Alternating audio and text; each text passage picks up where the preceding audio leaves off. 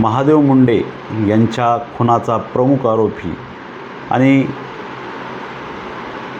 गोटू गीते म्हणतो की माझे दैवत आदरणीय वाल्मिक अण्णा कराड यांचं नाव आपण उगाच गुंतवलं आहे.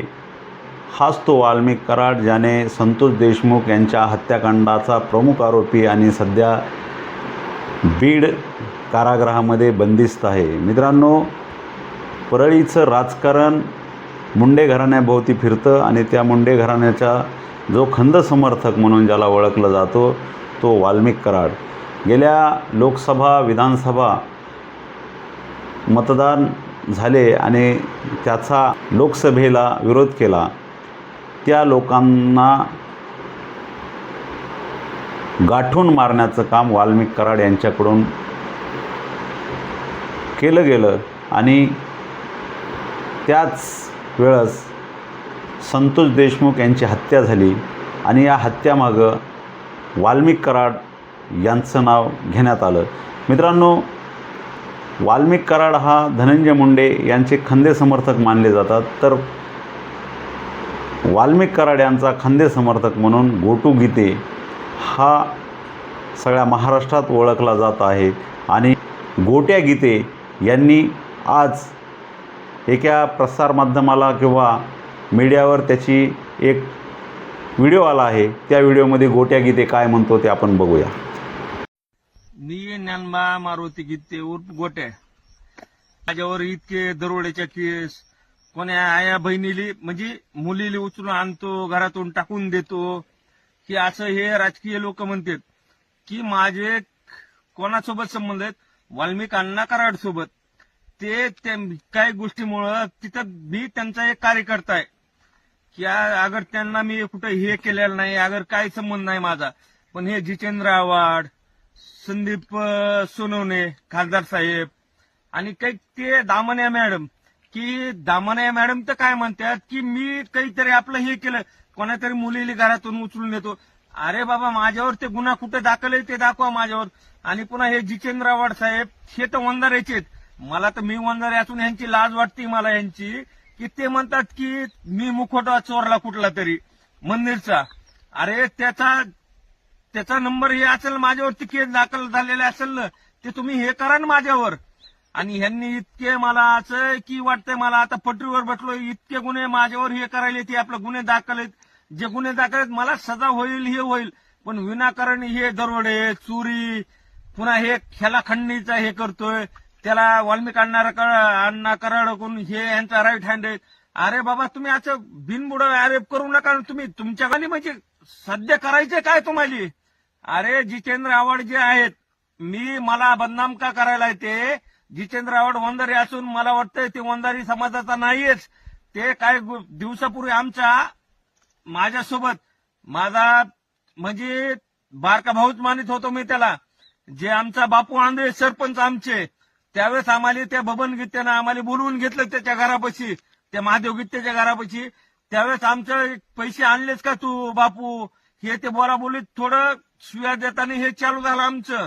आणि त्याच्यानंतर त्याला माझ्या समोर त्याला गोळ्या घातल्या, मला 2 गोळ्या घातल्या ते महादेव गीतेनं.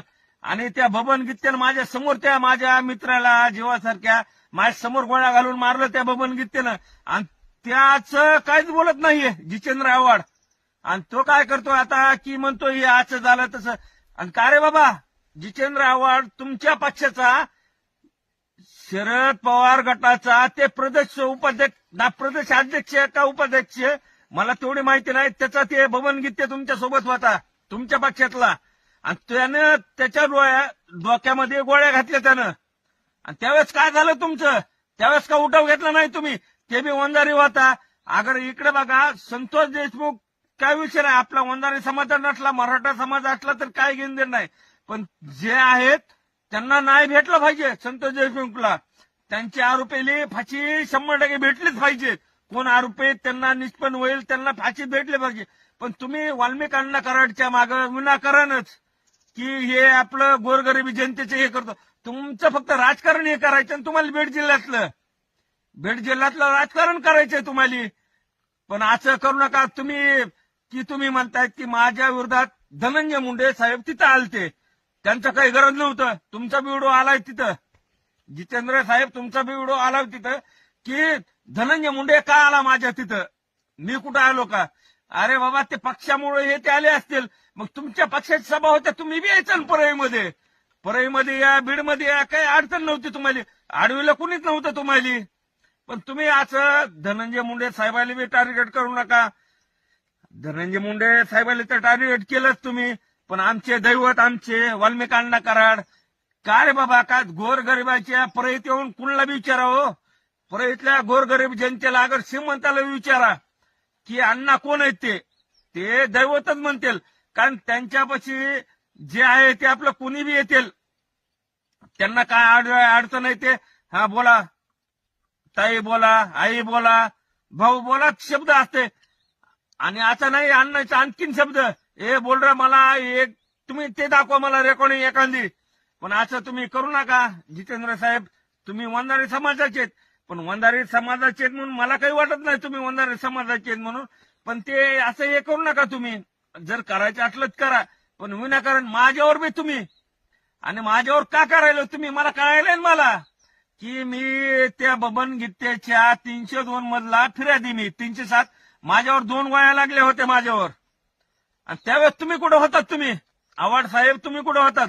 तुम्ही वंजारी समाजाचे तुम्ही कुठं होतो त्यावेळेस? आणि तिथं आता तुम्ही त्याच्या कोणतरी आता महिला पाठवायल्यात की मी काय करतोय म्हणा की महिलाला उचलून नेवतोय आणि ते महिलाला उचलून आणून टाकतोय.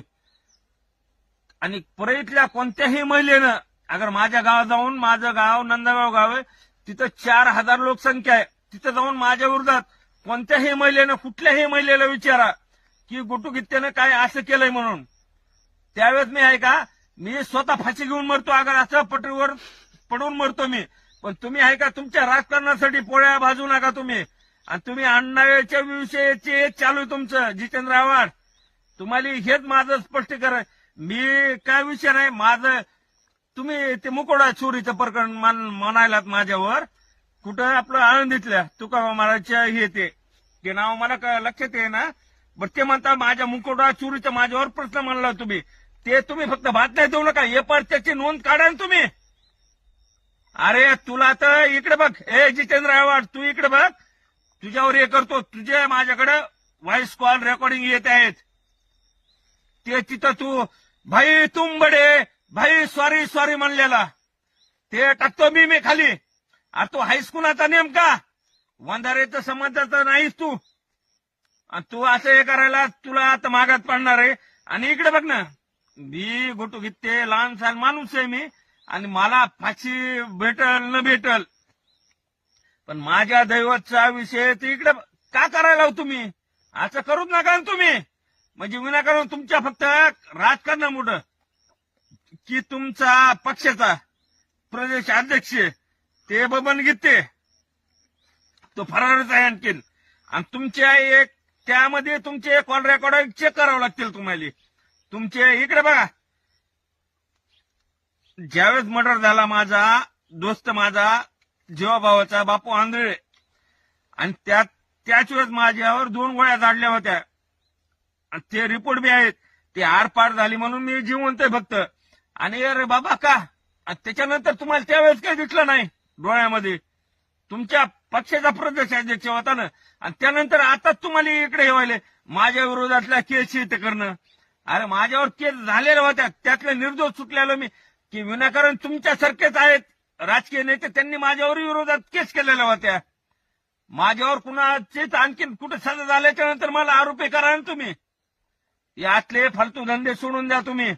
जितेंद्र आव्हाड साहेब तुम्ही वंजारी समाजाचे आहेत, पण असं मला वाटतं की तुम्ही असं जातीवादाचे ह्याच्यामध्ये तुम्ही वंजारी समाजाचे नाहीतच तुम्ही. अरे बाबा त्याच्या फक्त त्याला हे करण्यासाठी त्या बबन गीतेचा मी फिर्यादी, मी 307 302 मध्ये, आणि त्यासाठी तुमच्या पक्षाचा ते हे तुम्ही त्यासाठी हे करायला लावून तुम्ही त्यासाठी हे करू नका तुम्ही. त्याला ये म्हणावं, पुढल्या क्षणाला ये म्हणावं, हजर होय म्हणावं, आणि त्यानंतर जे सीआयडी तपास होईल. सीआयडी तपास कुठं होणार आहे? ह्यांच्या विरोधात सीआयडीचा कुणी बोललंच नाही, यासाठी समाज काहीच नाही. तिथे यासाठी नाही, सीआयडी नाही, आणि इथं आपला गुन्हा दाखल आहे परळी शहरला, तरी ते बबन गीते काय येत नाही. मग ते बबन गीते आरोपी मुख्य आहे ना, त्याच्यामुळे येतच नाही ते. आणि मग त्याच्या काहीतरी बोला ना तुम्ही, जितेंद्र साहेब बोला त्याच्या विरोधात, त्याच्या काहीतरी. न जर असं आणखीन माझ्यावर आरोप केले तर मी इकडे बघा, मी जीव देईल आणि चित्तूवर नावं नाही असं लाईव्ह मध्ये सांगालो की माझ्यावर जर माझ्यावर एवढं बदनामी करायला तुम्ही, मी जीव देईल, त्याचे कारणीभूत तुम्ही असताल. जय हिंद, जय महाराष्ट्र. आत्ताच आपण या व्हिडिओमध्ये बघितलं असेल की गोट्या गीते कोणाला दैवत मानतो आणि कोणाला दुश्मन मानतो.